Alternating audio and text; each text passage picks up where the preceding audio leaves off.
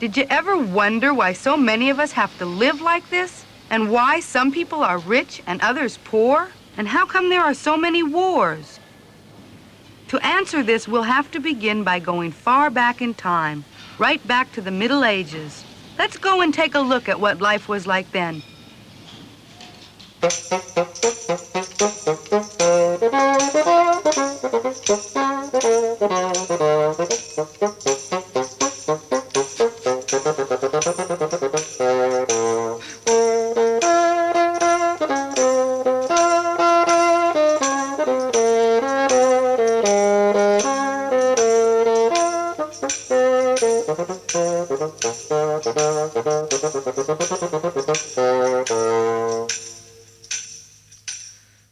Back in the 15th century, Europe looked something like this. All across the continent, small kingdoms separated by vast forests. People are afraid to enter these forests because of wild animals and evil spirits, so they have no idea what life is like outside their own communities. Things look quiet and easy here. But there's more than meets the eye. Life revolves around the land and those who work on it. Nobody works in factories because there just aren't any. There aren't even any schools or newspapers.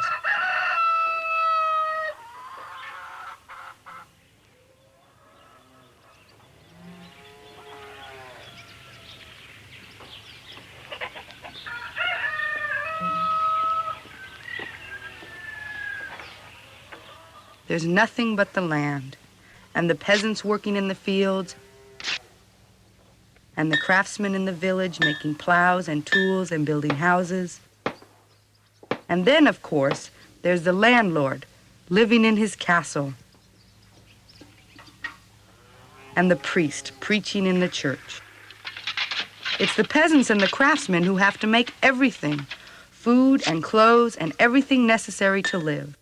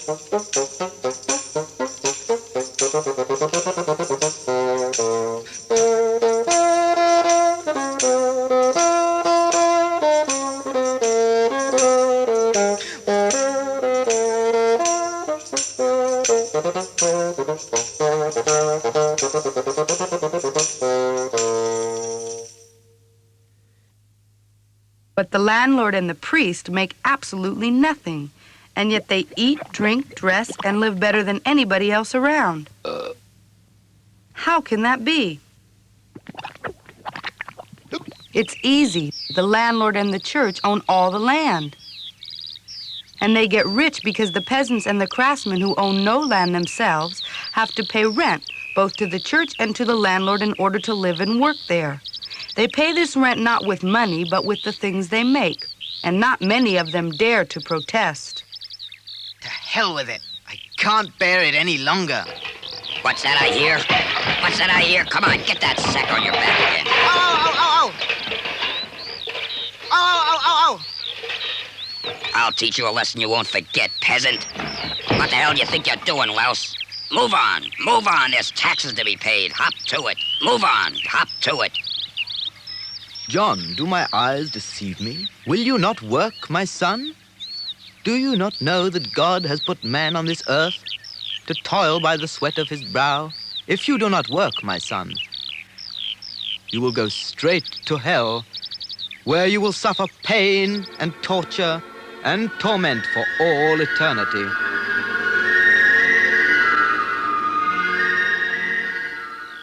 My son, obey God's will and do your duty.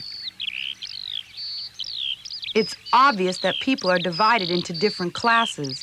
The peasants and the craftsmen who own no land, and the landlords and the priests who own everything.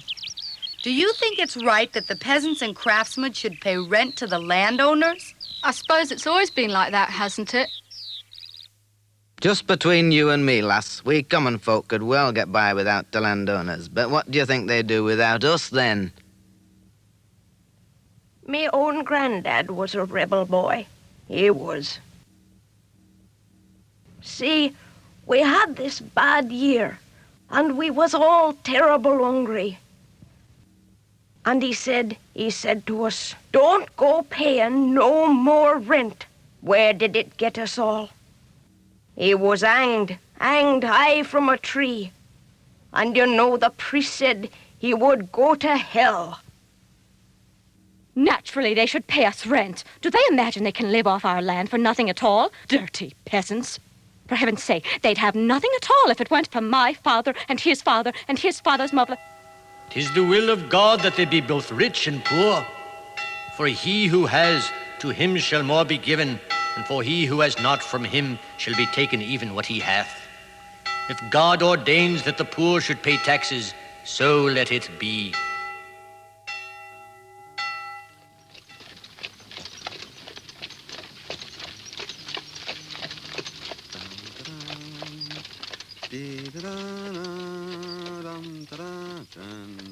Buying cheap and selling dear. Halt! What is your business here? Take it easy, easy. I'm here to do business with your master. I come from a city called Venice, which lies far, far, far away. You see, I'm a merchant and bring some beautiful and very rare things for his lordship's pleasure. Merchant. Venice. All right, enter.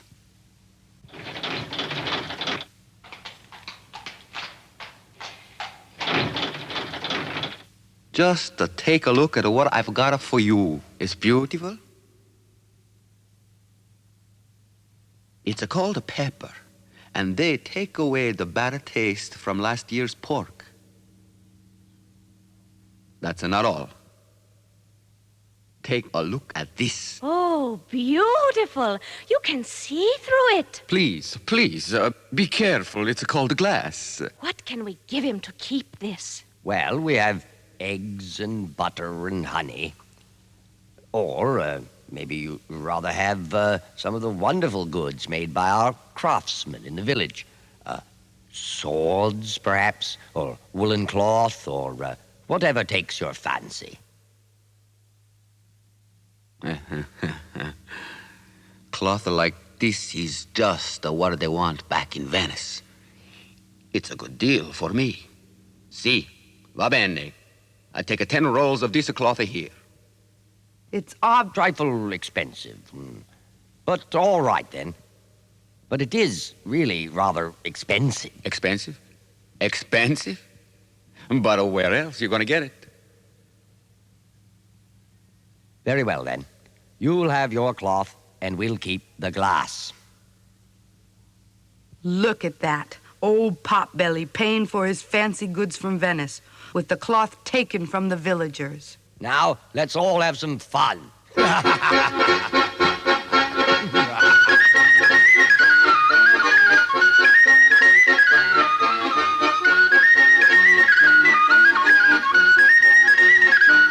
Sing praises to the Lord.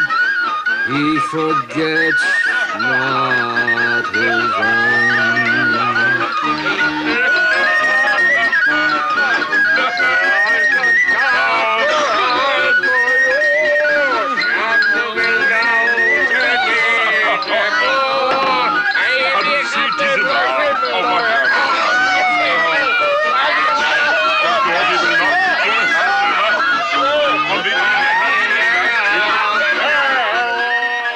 These people are really stupid, but great fools they are. All they think about is eating and drinking, and they waste their riches. They don't understand nothing about business like I do. Let's find out more about this merchant.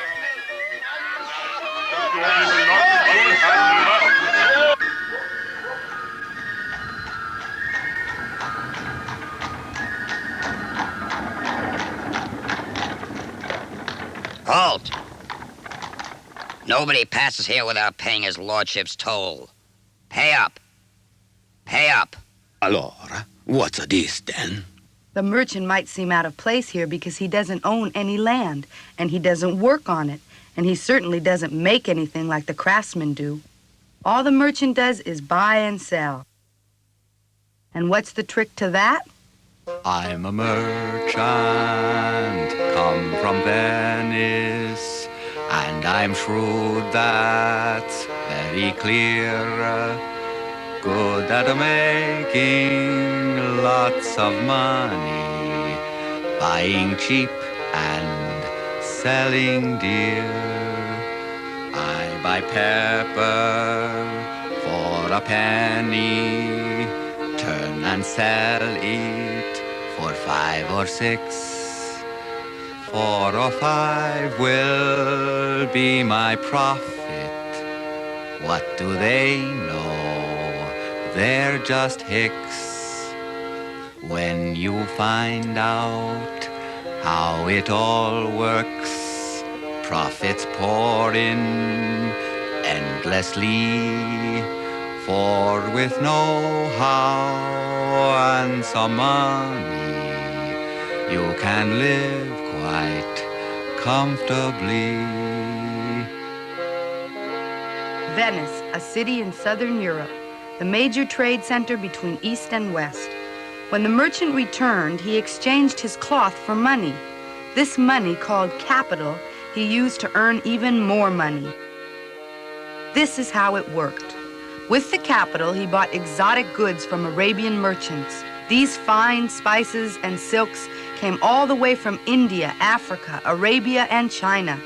Then he journeyed through Europe from town to town, selling or trading his merchandise to the landowners who were willing to pay almost anything for these luxuries. Then, when he returned to Venice with the goods he'd gotten from the landowners, he was even richer than before. And that meant that he had even more capital to buy even more goods. And this went on over and over again, the merchant selling more goods and earning even more money. And his capital grew and grew and grew. That's me. I'm a capitalist. The capitalists went on to make bigger and bigger profits. But to protect themselves, they prevented anyone else from trading with the Arabian merchants. You Portuguese get lost.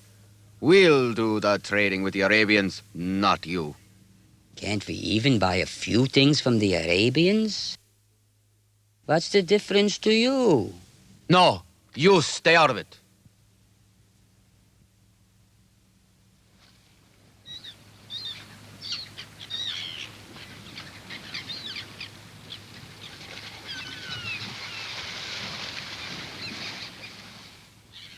There must be some way to get hold of all those fine exotic goods. Don't you think? I've got it. We'll find the sea to the east and trade directly with India and China. We don't need anybody in Venice. You're crazy. Nobody has ever done that before. A voyage like that is bound to be dangerous. Never mind. Never mind. But who can we get to pay for it? Pay for it? Well, now that's no problem. I know who can pay for it. Don't worry. I know. Paying for it.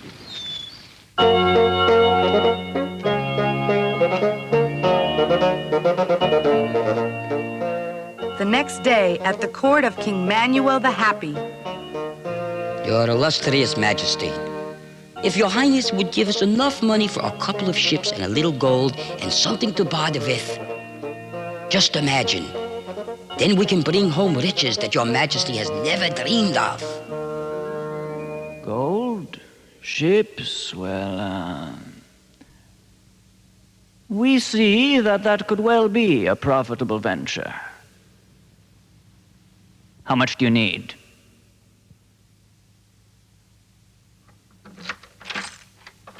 Will you just look at that chest full of gold there, taken from the peasants and the craftsmen? The king, you see, is also a landlord. Who's the captain? Vasco? Oh, Vasco da Gama. Vasco da Gama. I hear the crew are all free prisoners. Easy enough to free them when you know they'll never return. Never?